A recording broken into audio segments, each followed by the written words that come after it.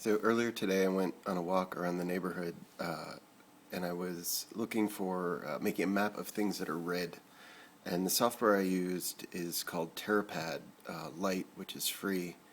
I use it on the iPhone, but here it is on the iPad so that you can see it.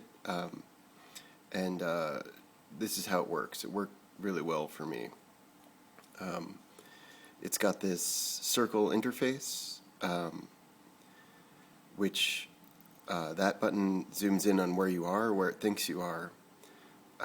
And if we switch here, we can change the view to a satellite view, which I found helpful.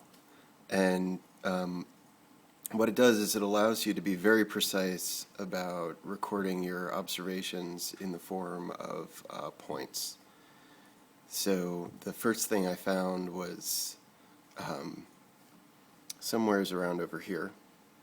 I guess you can't zoom in further than that. And if I tap and bring up that interface again, we can add a point. And what's nice, when you're just using GPS tracking software, you're subject to the accuracy of the GPS receiver. Here, you can actually just very precisely position where you want to place your point. It'll geocode it for you. You can add a photo, which I did in the data set that I'll show you, but I won't do here. And you can add a description, like that was where we saw, a red light.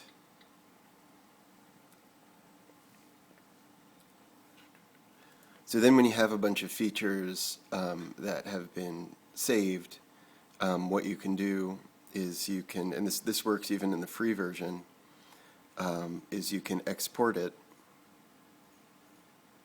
to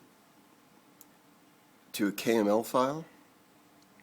And what it does is it generates a zip file, and you have to have your computer and your iPhone or iPad on the same wireless network. And then you open up a browser and you type in that address and you can download the zip file. And what you need to do to get all of your information out and into Google Earth and then also into ArcMap is to download both a KML but also a CSV.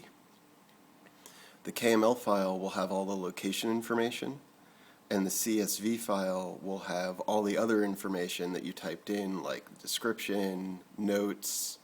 I think I didn't include any notes with the last one, but you'll see if I were to include another point.